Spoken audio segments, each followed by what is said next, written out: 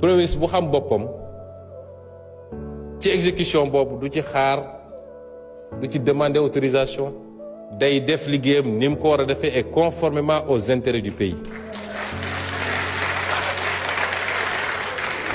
dafa am lu ñu tàmmoon fii ci réew mi mooy premier ministre moom ab languette la rek buy làng suñ ko nee weex mu ne tal suñ ko nee ñuul mu ne kukk. C'est pas ça le premier ministre. C'est pas ça un bon premier ministre. Et ce sera pas ça Ousmane Sonko. te su ma nekkoon président de la République it soxlaw ma premier ministre boo xam ne il est là pour dire oui monsieur parfaitement monsieur. dama soxla premier ministre bu may wax dëgg bu may jàppale pour ma performer. damay soxla assemblée nationale boo xam ne donte majorité la fa am du assemblée nationale boo xam ne daf may seetaan ci li ma bëgg. lu tardeel Sénégal looloo ko tardeel. kon ñi nga xam ne dañu am problème Pastef tey moo nekk ci pouvoir bi. Pastef suñuy différent wax naa léegi benn ci différent boo xam ne am naa ko président de la République ci li jëm ci fonds politique yi. les différends dans Pastef ne se règlent pas par des décrets. d'accord ma ak yow rek am naa sama décret loolu c'est pas Pastef. c'est pas Pastef. yaruñu militant Pastef ci loolu. les militants se règlent les difficultés les divergences se règlent ci ñu delloosi ko ci ëtt parti bi.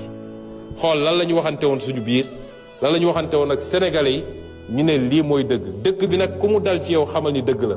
premier ministre nga président nga député nga c'est pas important loolu mooy Pastef. kon am naa contenté respecter agenda bi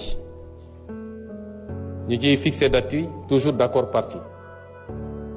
exercice bi ci exercice yu ëpp solo la dans l'exercice démocratique d'un pays.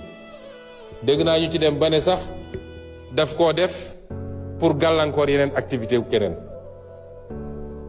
ñooñu di ko wax ñenn ñu ne partisan président lañu mais ñoom ñi ngi affaiblir président. dans un pays soxlawuñu pour président def activité il faut que premier ministre arrête de respirer. réew bi yaatu na li ñu war a def bëri na boo demee tournée ñu ne dafa bëgg a yàq tournée président boo defee conférence ñu ne président gi doon dajeeg FMI moo tax mu def conférence pour yàq ko boo ñëwee assemblée ñu ne non c'est pas comme ça. yéen a ngi ñey wax loolu dañuy affaiblir président dañuy jox image yu un président qui est fébrile. le président n'a pas besoin de ça. premier ministre France buy dem assemblée nationale du tee président France la mu war a def ma ngi koy def ku mu war a recevoir mu recevoir ko. mais vraiment am na débat yoo xam dama koy seetaan Sénégal ba si yàgg ma ne te li koy andi ñenn ñi nee nañ partisan président lañu te li ñuy woon Sénégal yëpp mooy président bi il faut ñu xàllal ko parce que mënul demal boppam. image boobu la ñuy wone ña ca des nee nañu waa opposition bi lañ gis nga am na ci ñoo xam ne joxoon nañ seen kàddu ba pare dañuy dem dialogue mais daf ci bëri ñoo xam ne ñoom dañu am seen condition mooy pour ñu dem ànd ak président il faut que président tàqali ko premier ministre am ba pare.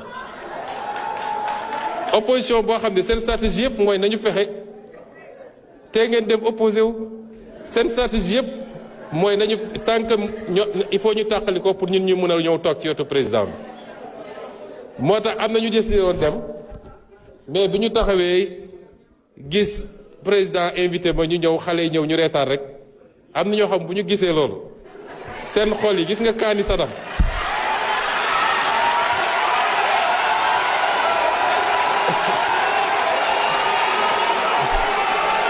ci la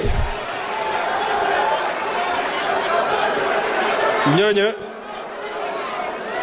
non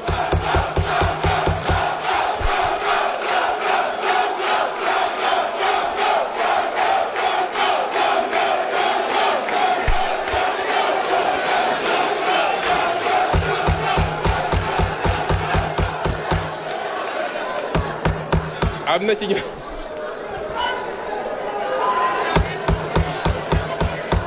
s'il vous plaît may la ñu terminer en beauté aussi. am na may la ñu terminer en beauté. ma ne ko am na ñoo xam ne ca la ñu géddee dialogue ba ca saase